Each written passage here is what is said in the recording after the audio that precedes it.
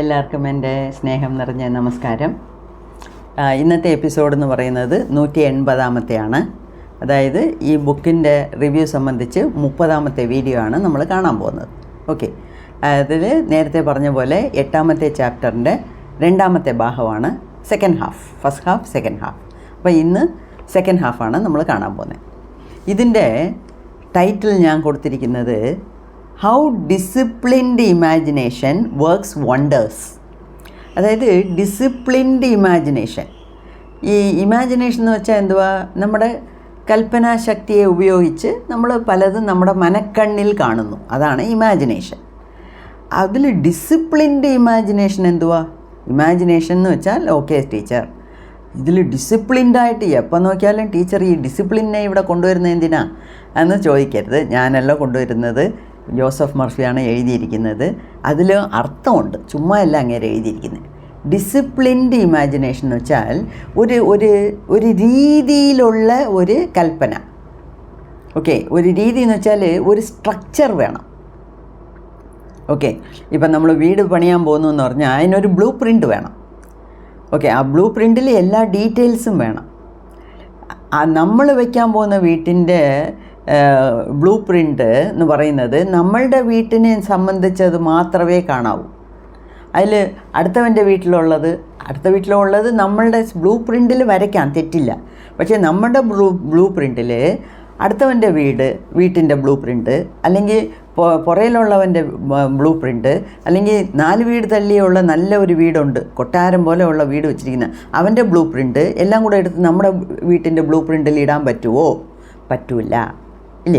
അതാണ് disciplined imagination, structured imagination.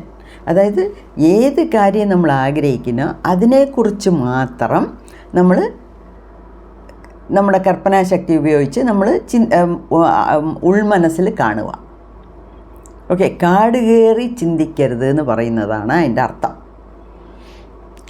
ഒരു ലിമിറ്റോടെ, ഒരു സ്ട്രക്ചേർഡായിട്ട്, ഒരു രീതിയിൽ എല്ലാം റിയാലിറ്റിക്ക് ഒത്തുവരുന്ന പോലെ ഉള്ള ഒരു വീട്. ഇപ്പോൾ ഒരു വീട് ശരി, എത്ര കോടികളുണ്ടെങ്കിലും തന്നെ അംബാനിയുടെ വീട്ടിൽ ഇത്രയും റൂമുണ്ട്, അകത്ത് ഉള്ളവർ 4 പേര്, പക്ഷേ അതിനകത്ത് 140 വീടുണ്ട്, ഇത്രയും എസ്കലേറ്ററുണ്ട്. അങ്ങനത്തെ കാര്യങ്ങളൊന്നും നമ്മൾ ചിന്തിക്കേണ്ട കാര്യമില്ല. അത് ഒരു തനി നമ്മളെല്ലാവരും സാധാരണപ്പെട്ട ആൾക്കാർ. നമുക്ക് ഒരു 4 ബെഡ്റൂമുള്ള വീട് അല്ലെങ്കിൽ 5 ബെഡ്റൂമുള്ള വീട്, നമ്മളും അനിൽ അംബാനിയുടെ കൂട്ടെ ഞാനും ഒരു 150 ബെഡ്റൂമുള്ള വീട് വയ്ക്കും എന്ന് ഇമാജിൻ ചെയ്തിട്ട് കാര്യമില്ല. അല്ലെങ്കിൽ അദ്ദേഹത്തിൻ്റെ അളവിന് നമ്മൾ ഉയരണം. അങ്ങനെ കോടികൾ വെച്ച് കളിക്കുമ്പം നമുക്ക് അതുപോലെ ചെയ്യാം, അതിൻ്റെ അപ്പുറത്തേയും ചെയ്യാം. പക്ഷേ സാധാരണപ്പെട്ട ഒരാളിന്, ഒരു ശരാശരി ഒരു മനുഷ്യന് എന്തൊക്കെ ആഗ്രഹങ്ങൾ ചെയ്യാൻ പറ്റുമോ, എന്തൊക്കെ നമ്മൾ വിഷ്വലൈസ് ചെയ്യാൻ പറ്റുമോ, എന്തൊക്കെ നമുക്ക് സാധിക്കാൻ പറ്റുമോ അത്രയ്ക്ക് ഡിസിപ്ലിൻഡായിട്ടുള്ള ഇമാജിനേഷനിൽ കൊണ്ടുവരുന്നത്. അതിൻ്റെ അർത്ഥമാണ് disciplined. So how disciplined imagination works wonders. നിങ്ങൾ അങ്ങനെ വിചാരിച്ചാൽ മാത്രമേ അത് നമുക്ക് കൈകൂടി വരത്തുള്ളൂ. ഓക്കെ, ഒരു 4 ബെഡ്റൂം, ഓക്കെ, ഒരു ഗസ്റ്റ് റൂം, അല്ലെങ്കിൽ ഒരു സർവൻറ്റ് ക്വാർട്ടേഴ്സ്. ഓക്കെ, ഇതൊക്കെ ഇപ്പം സാധാരണപ്പെട്ട ആൾക്കാർക്ക് കൂടെ സാധിക്കാൻ പറ്റുന്ന ലെവലിന് വന്നു. അതിനെന്ന് വിചാരിച്ച് ഞാനൊരു 150 ബെഡ്റൂമുള്ള ഒരു വീട് കെട്ടും എന്ന് ഇമാജിൻ ചെയ്തുകൊണ്ടിരുന്നാൽ അത് ഇപ്പം അങ്ങനെ ഒന്നും നടക്കാൻ പോകുന്നില്ല സാധാരണപ്പെട്ട ആളിന്. സോ ഒരു സയൻറ്റിഫിക്കായിട്ട് അത് പറഞ്ഞാൽ മറ്റവർക്കും ജീർണിക്കത്തക്ക രീതിയിൽ, ഓക്കെ, പറഞ്ഞാലും മറ്റവർക്ക് ഒരു അക്സെപ്റ്റബിളായിട്ടിരിക്കണം.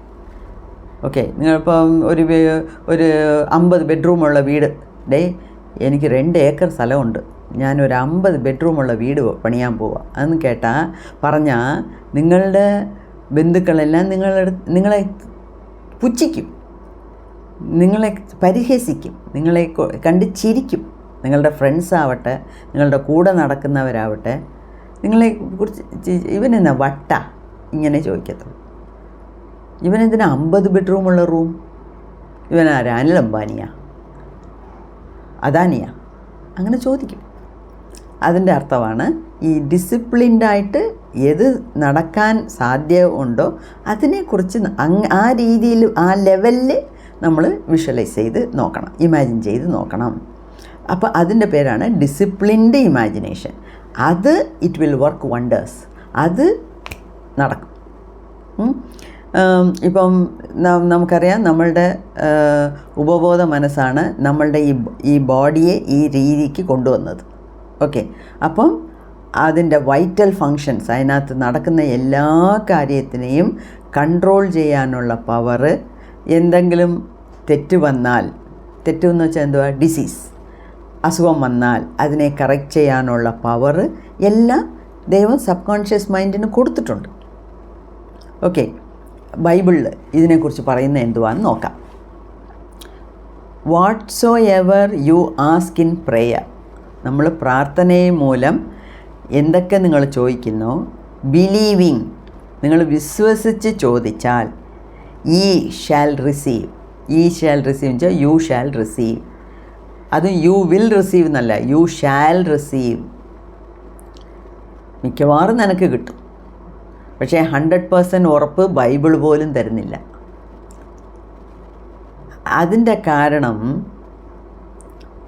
നമ്മൾ ചെയ്ത കർമ്മഫലം, നമ്മളും നമ്മളുടെ വീട്ടുകാരും നമ്മളുടെ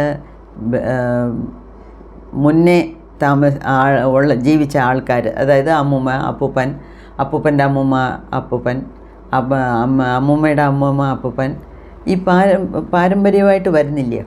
ഈ നമ്മളുടെ പരമ്പരയായിട്ട് വരുന്ന ആൾക്കാരെല്ലാം എല്ലാവരും നല്ലത് ചെയ്ത് നമ്മളും കഴിഞ്ഞ ജന്മം വരെ നല്ലത് ചെയ്താൽ ഈ ജന്മത്തിൽ നമുക്ക് നല്ല ഒരു ജീവിതമായിരിക്കും കിട്ടുന്നത്.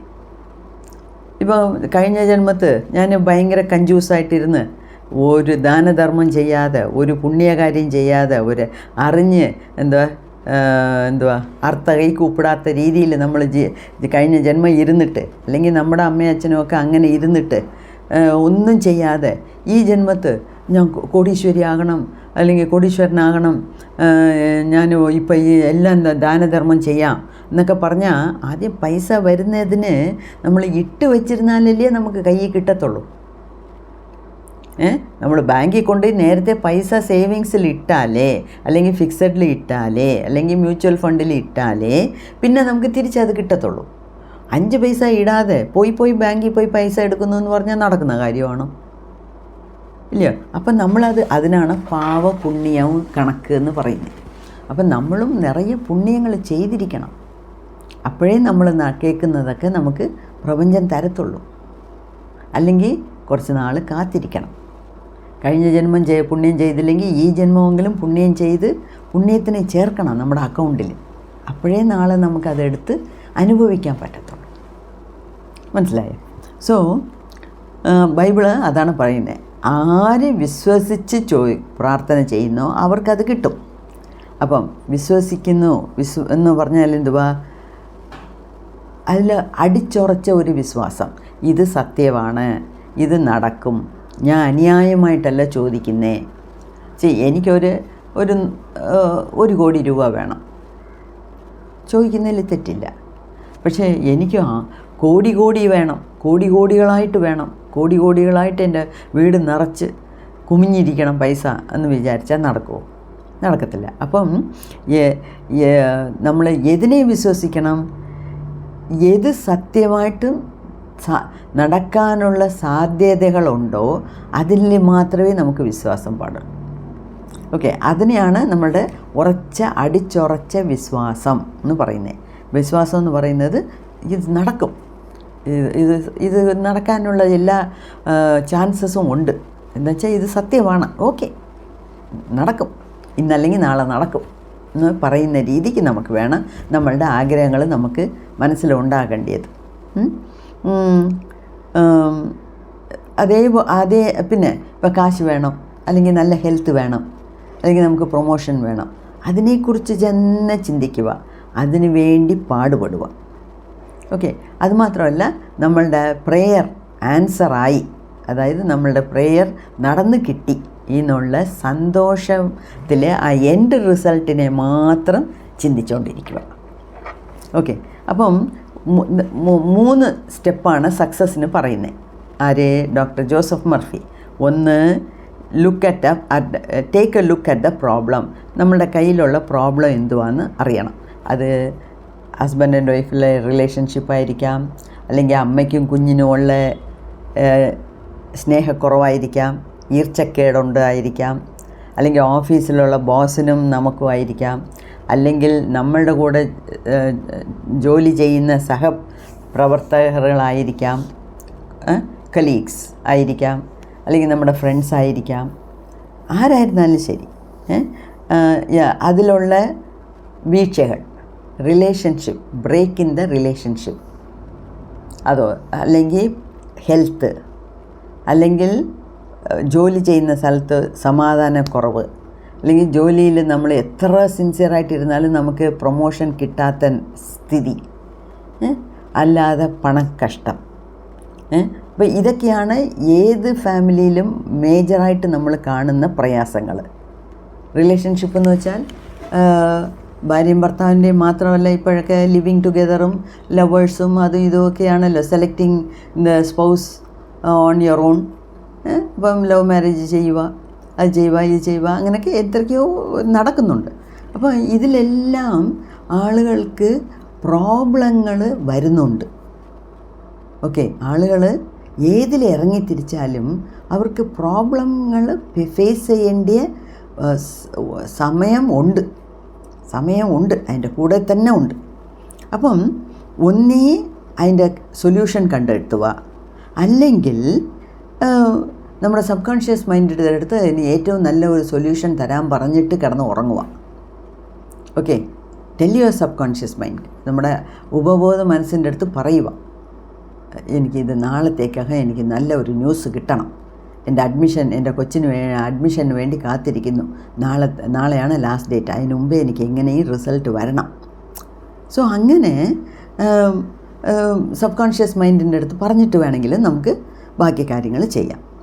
അപ്പം നമ്മൾ ഉറങ്ങുന്നതിന് മുമ്പേ രാത്രി ചെയ്യുന്നു, രാവിലെ ഉണർന്നു കഴിഞ്ഞപ്പം ചെയ്യുന്നു, പിന്നെ ഇടയിൽ 1-2 പ്രാവശ്യം അതിനെക്കുറിച്ച് ആലോചിക്കുന്നു, ചിന്തിക്കുന്നു, അതോടെ വിട്ടേക്കണം. ഓക്കെ, ഈസി വേ ചെയ്തിട്ട് rest in the sense of deep conviction that it is done. ഇത് ഓൾറെഡി നടന്നു. ഇപ്പം നല്ല ഹെൽത്ത് വേണം, ഡോക്ടർ വളരെ സീരിയസ് എന്ന് പറഞ്ഞു, എന്നാലും എൻ്റെ സബ് കോൺഷ്യസ് മൈൻഡിന് അറിയാം എൻ്റെ അസുഖത്തിനെ എങ്ങനെ മാറ്റണമെന്ന്. അത് 2 ദിവസത്തിനകം റെഡിയാക്കി തരും, ജസ്റ്റ് 48 hours, അതിനിടയ്ക്കെല്ലാം റെഡിയാകും എന്ന് നമ്മൾ ഉറച്ച ഒരു വിശ്വാസത്തിലിരുന്ന് പ്രാർത്ഥിച്ചിട്ട് അത് നടന്ന പോലെ നമ്മൾ വിചാരിച്ച് നോക്കണം. ഇപ്പം എനിക്ക് അസുഖമൊന്നുമില്ല, ഞാൻ ഓടി നടക്കുന്നു, എനിക്കൊരു കുഴപ്പമില്ല, ഞാൻ പഴയ പോലെയായി എന്നുള്ള ഉറച്ച ഒരു വിശ്വാസം വേണം. ഓക്കെ, നമ്മൾ പ്രാർത്ഥിച്ച് കഴിഞ്ഞ ഉടനെ ഞാൻ ഇന്നലെ പറഞ്ഞ പോലെ പ്രാർത്ഥിച്ച് കഴിഞ്ഞ് വെളിയിൽ വന്ന് ഒരു ഓട്ടോ പിടിക്കുന്നതിന് മുമ്പേ, അല്ലെങ്കിൽ സ്കൂട്ടർ എടുക്കുന്നതിന് മുമ്പേ, അല്ലെങ്കിൽ വീട് എത്തുന്നതിന് മുമ്പേ 108 ഡൗട്ടാണ്, ഇതൊക്കെ എങ്ങനെ നടക്കാൻ പോകുന്നു. എന്തോ ഒരു വേഗത്തിൽ, സിനിമ കണ്ട ഒരു വേഗത്തിൽ ഞാൻ പറഞ്ഞു, അല്ലാതെ എനിക്കിതൊന്നും സംഭവിക്കുന്നതെന്ന് ഞാൻ വിചാരിക്കുന്നില്ല. ഉടനെ ഒരു നെഗറ്റീവ് കൊടുക്കുക, അത് ശരിയാവത്തില്ല. ഓക്കെ, അപ്പം ആ നെഗറ്റീവായിരിക്കും ലേറ്റസ്റ്റായിട്ട് സബ് കോൺഷ്യസ് മൈൻഡിനെ കിട്ടിയത്. അപ്പം ഉപബോധ മനസ്സ് അതിനെ നടപ്പിലാക്കാനായിരിക്കും ശ്രമിക്കുന്നത്. അതുകൊണ്ടാണ് പറയുന്നത്, എന്നെക്കൊണ്ട് ചെയ്യാൻ മേല, അല്ലെങ്കിൽ എനിക്ക് ചെയ്യാൻ വയ്യ, അല്ലെങ്കിൽ എനിക്കൊന്നുമേ അറിഞ്ഞുകൂടാ, ഇങ്ങനെയൊക്കെ പറഞ്ഞുകൊണ്ട് ഈ കാലത്ത് ജീവിക്കരുത്. ഓക്കെ, സ്മാർട്ടായിട്ടിരിക്കണം. അപ്പം നമ്മൾ നടന്ന് കിട്ടിയ പോലെ നമ്മൾ ഫീൽ ചെയ്ത് നമ്മളെ മനസ്സുകൊണ്ട് ഉള്ളിൻ്റെ ഉള്ളിൽ അത് അനുഭവിച്ച് അവർക്കൊരു താങ്ക്സ് പറയുക. ആ ഫീലിങ്സാണ് വളരെ ഇമ്പോർട്ടൻറ്റ്. ഓക്കെ, അപ്പം അഥവാ ഇപ്പം നമുക്ക് ഹെൽത്ത് ശരിയില്ല, അല്ലെങ്കിൽ വെൽത്ത് ശരിയില്ല, പണം കുറവാണ്, പണമേ ഇല്ല, അല്ലെങ്കിൽ ജോലിയില്ല, വരുമാനമില്ല, കുഞ്ഞുങ്ങളുടെ ഫീസ് അടയ്ക്കണം, ഒരുപാട് തലയ്ക്ക് മീതെ ഒന്നൊന്നാ വന്നുകൊണ്ടിരിക്കുന്നു. അങ്ങനെയൊക്കെ ഉള്ളപ്പം നമുക്ക് സബ് കോൺഷ്യസ് മൈൻഡിൻ്റെ അടുത്ത് പറയാം, എനിക്ക് നല്ല ജോലി, നല്ല കൈ നിറയെ ആവശ്യത്തിന് സമ്പാദിക്കുന്ന പോലെ 75,000 സമ്പാദിക്കുന്ന പോലെ എനിക്കൊരു നല്ല ജോലി കിട്ടണം. ഞാൻ നല്ല പഠിച്ചിട്ടുണ്ട്, ഞാൻ ഹാർഡ് വർക്ക് ചെയ്യാൻ തയ്യാറാണ്, അപ്പോൾ എനിക്കൊരു നല്ല ജോലി കിട്ടണം എന്ന് സബ് കോൺഷ്യസ് മൈൻഡിൻ്റെ അടുത്ത് പറഞ്ഞാൽ മതി. അത് ഏത് ജോലി, എത്ര ദൂരമുണ്ട്, എങ്ങനത്തെ ജോലി, അത് നമുക്ക് പറ്റുമോ പറ്റത്തില്ലയോ, ഇതെല്ലാം നമ്മുടെ സബ് കോൺഷ്യസ് മൈൻഡ് തന്നെ നിന്ന് അറിഞ്ഞ് ഫിൽട്ടർ ചെയ്ത് നമ്മുടെ കൈ കൊണ്ട് തരും. പക്ഷേ അതിനാണ് ക്ഷമ വേണം. നമ്മൾ ഇന്ന് പ്രാർത്ഥിച്ച് നാളെ കിട്ടുമെന്ന് ഒരു സമയവും ചിന്തിക്കാൻ പാടില്ല. ഓക്കെ, അപ്പം സബ് കോൺഷ്യസ് മൈൻഡിൻ്റെ അടുത്ത് പറയുക, പറഞ്ഞിട്ട് റിലാക്സ്ഡ് ആയിരിക്കുക, ചൈൽഡ് ലൈക്കായിട്ടിരിക്കുക. ഓക്കെ, അതൊക്കെയാണ് നമുക്ക് വേണ്ടിയത്. പിന്നെ എന്തെങ്കിലും നമുക്ക് മനപ്രയാസം, അതായത് ആരെങ്കിലും നമ്മളെ നോവിപ്പിക്കുന്ന പോലെ സംസാരിച്ചു, അല്ലെങ്കിൽ നമ്മുടെ വീട്ടിൽ ആർക്കോ സുഖമില്ല, അങ്ങനെയൊക്കെ ഉള്ളപ്പം അവർ സുഖമാകും, ഇതെല്ലാം നേരെ ആകും. This too will pass. അതായത് ഈ എൻ്റെ കഷ്ടപ്പാട്, എൻ്റെ കഷ്ടകാലം എന്ന് പറയുന്നത് ജന്മനാ ഉള്ളതല്ല. ജനിച്ചപ്പോഴും തൊട്ട് ഇതുവരെ നല്ല തന്നെ ഇരുന്നു. ഇപ്പം കുറച്ച് നാളായിട്ട് ശനിയോ ജന്മശനിയോ അഷ്ടമത്തിൽ ശനിയോ എന്തോ ഉണ്ട്, അതുകൊണ്ട്. അപ്പം പക്ഷേ ഈ കഷ്ടകാലവും മാറിപ്പോകും. ഈ കഷ്ടകാലവും അങ്ങ് മാറിപ്പോകും. എന്നുവെച്ചാൽ ഭൂമി ഒരേ സ്ഥലത്തല്ല നിൽക്കുന്നത്, അതിങ്ങനെ ചുറ്റിക്കൊണ്ടിരിക്കുവാണ്. അതുകൊണ്ട് ഈ സമയം, അല്ലെങ്കിൽ ഒരു രാത്രി ഉണ്ടെങ്കിൽ ഒരു പകലുണ്ട്, ഒരു പകലുണ്ടെങ്കിൽ ഒരു ഇരുട്ടുണ്ട്, ഒരു വെളിച്ചമുണ്ടെങ്കിൽ ഒരു ഇരുട്ടുണ്ട്, പകലുണ്ടെങ്കിൽ രാത്രിയുണ്ട് എന്നൊക്കെ നമ്മൾ യൂഷ്വലായിട്ട് പറയുന്നില്ല. അതുപോലെ ഈ കഷ്ടപ്പാടുകളെല്ലാം ഇതും കടന്നു പോകുമെന്ന് വെച്ചാൽ ഇത് എൻ്റെ കയ്യിൽ നിന്ന് മാറും, ഈ പ്രയാസങ്ങളെല്ലാം മാറും എന്നുള്ള ഒരു ഉറച്ച ഇത്. ഓക്കെ, പിന്നെ അതായത് നമ്മളുടെ കോൺഷ്യസ് മൈൻഡിനെ ഒരു സമയത്തും സബ് കോൺഷ്യസ് മൈൻഡോടെ എതിർക്കാനോ പൊരുതാനോ ഇൻ്റർഫിയർ ചെയ്യാനോ അനുവദിക്കരുത്. അത് വളരെ സൂക്ഷിക്കേണ്ട ഒരു കാര്യം. ഓക്കെ, അല്ലെങ്കിൽ സർവ്വകാലം ഈ ലോജിക് മൈൻഡ് ഉണ്ടല്ലോ, നമ്മുടെ ബുദ്ധി ക്വസ്റ്റ്യൻ ചോദിച്ചുകൊണ്ടിരിക്കും, അത് നല്ലത് തന്നെയല്ല. ഓക്കെ, സോ എഫേർട്ട്ലെസ് വേ. എഫേർട്ട് എന്ന് വെച്ചാൽ ഇന്നലെ നമ്മൾ കണ്ടു, എഫേർട്ട് എന്ന് വെച്ചാൽ അതിന് പ്രയത്നിക്കുന്നത്. ഒരു പ്രയത്നിക്കണം. നമ്മൾ ഒന്നും ചെയ്യാതിരുന്നാൽ നടക്കുമെന്നില്ല, പക്ഷേ നടക്കണം. പക്ഷേ അതിനു വേണ്ടി നമ്മളും പ്രയത്നിക്കണം. Okay, the rest directly from the effective way is better. അപ്പോൾ ഇഫക്റ്റീവായിട്ട് ഉള്ള വഴി എന്ന് പറയുന്നത് എന്തുവാ? അത് പ്രാർത്ഥിക്കുക, അത് ചെയ്യേണ്ട കാര്യങ്ങളെല്ലാം ചെയ്യുക. എനിക്കിപ്പം പ്രൊമോഷൻ വേണമെന്ന് പറഞ്ഞിട്ടേ ഓഫീസിൽ കുറച്ച് ഡിപ്പാർട്ട്മെൻ്റൽ എക്സാംസ് കാണും. അതൊന്നും ഞാൻ എഴുതത്തില്ല, ഞാൻ വലിയ മേധാവിയാണ്, എനിക്കെല്ലാം അറിയാം, ഞാനിതിനെ ഈ സ്പീക്കറെ ടെസ്റ്റ് വിട്ടുകൊണ്ട് നടക്കുന്നത്, അതൊന്നും ഞാൻ ഇനി ചെയ്യൂല എന്ന് വിചാരിച്ചാൽ ചെയ്യണം എന്ന് വിചാരിച്ചാൽ ചെയ്യുക. മനസ്സിലായോ? അപ്പം ആ ചെയ്യേണ്ട സമയത്ത് നമ്മൾ ആലോചിച്ച് ചെയ്യണം. ചെയ്തിട്ട് നമുക്ക് ശരി ഇത് നേടിച്ച് നിലച്ച് നിൽക്കണം. അല്ലെങ്കിൽ ഇപ്പം ഞാൻ ആത്മീയതയിൽ ഒരു സ്റ്റെപ്പ് കടന്നു, എനിക്കത് മനസ്സിലാവുന്നു, അടുത്ത സ്റ്റെപ്പിൽ നല്ല രീതിയിൽ പോകണം എന്നൊക്കെ നമ്മൾ വിചാരിക്കണം. അങ്ങനെയൊക്കെ നമ്മൾ വിചാരിക്കുമ്പോൾ മാത്രമേ ഈ നമ്മളുടെ റിസൾട്ട് നമുക്ക് പോസിറ്റീവായിട്ട് കിട്ടത്തുള്ളൂ. ഓക്കെ, അല്ലെങ്കിൽ അത് നടക്കുന്നത് കുറച്ച് ബുദ്ധിമുട്ടായിരിക്കും എന്നാണ് പറയുന്നത്. ഓക്കെ, പിന്നെ 3 സ്റ്റെപ്സ്. അപ്പോൾ എന്തൊക്കെയാണ് 3 സ്റ്റെപ്സ്? പ്രോബ്ലത്തിന് എന്തുവാന്ന് അനലൈസ് ചെയ്ത് നോക്കണം, അതിനൊരു സൊല്യൂഷൻ നമ്മൾ കണ്ടെത്തണം. നമുക്ക് സൊല്യൂഷൻ കണ്ടെത്താൻ ബുദ്ധിമുട്ടുണ്ടെങ്കിൽ രാത്രി കിടക്കുന്നതിന് മുമ്പേ സബ് കോൺഷ്യസ് മൈൻഡിൻ്റെ അടുത്ത് പറഞ്ഞിട്ട് കിടക്കണം. പിന്നെ അത് ഓൾറെഡി നടന്നു എന്നുള്ള വിചാരത്തിൽ വേണം നമ്മൾ ജീവിക്കാൻ. Okay, take rest in A sense of deep conviction that it is done. അത് നടന്നു എന്നുള്ള രീതിയിൽ നമ്മളിരിക്കണം. ഓക്കെ,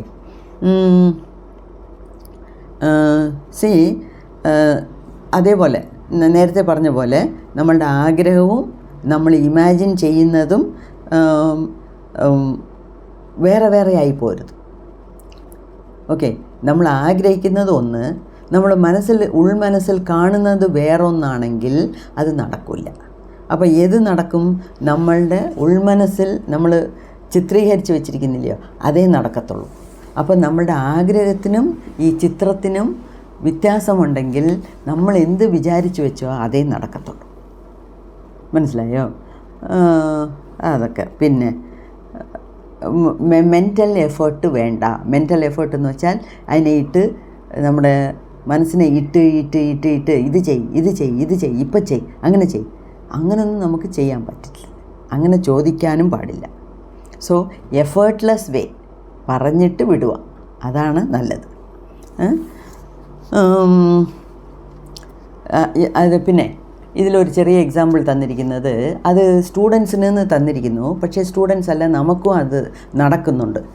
ഇപ്പം നമ്മൾ പരീക്ഷ ഹാളിൽ പോയി ഇരിക്കുന്നു, ക്വസ്റ്റ്യൻസ് എല്ലാം വായിക്കുമ്പോൾ എല്ലാമേ ബ്ലാങ്ക് ആയിട്ടിരിക്കുന്നു. ശോ, ഇതെല്ലാം ഞാൻ പഠിച്ചതാണ്, പക്ഷേ ഇപ്പോൾ ഒന്നും തലേന്ന് വരുന്നില്ലല്ലോ, എനിക്ക് എഴുതാൻ പറ്റുന്നില്ലല്ലോ എന്ന് പറഞ്ഞ് അങ്ങനെ ഇരുന്നിട്ട് കാര്യമില്ല.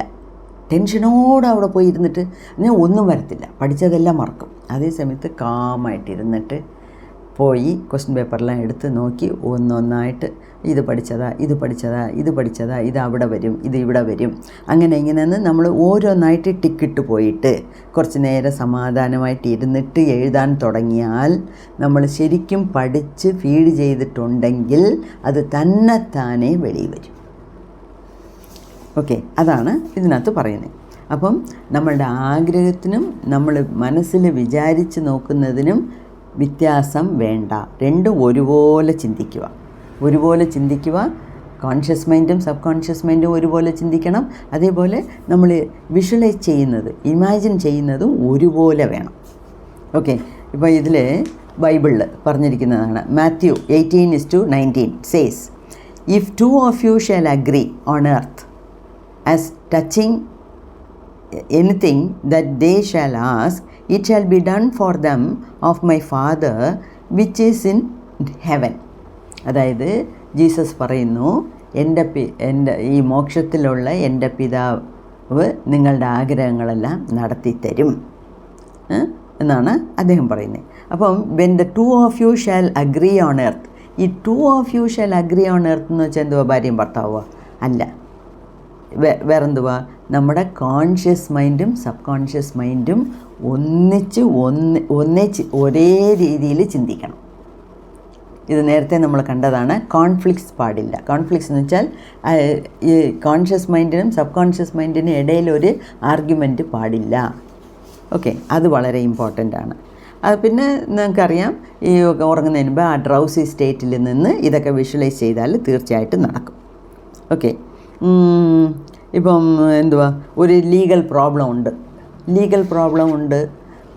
അത് എങ്ങനെയെങ്കിലും ഇതിൽ നിന്ന് ഊരി വരണം, എങ്ങനെയോ നമ്മൾ അതിനകത്ത് അകപ്പെട്ടു എന്ന് പറഞ്ഞാൽ അത് ഊരി വരുന്ന പോലെ നമ്മൾ വിഷ്വലൈസ് ചെയ്യണം. അതിൽ നിന്ന് ഊരി വരുന്ന പോലെ നമ്മൾ വിഷ്വലൈസ് ചെയ്താൽ അതിൽ നിന്ന് ആ പ്രയാസത്തിൽ നിന്ന് നമുക്ക് രക്ഷപ്പെടാം. മനസ്സിലായോ? അതിനാണ് അദ്ദേഹം ഒരുപാട് ഇങ്ങനെ ചില എക്സാമ്പിൾസും കാര്യങ്ങളൊക്കെ തരുന്നത്.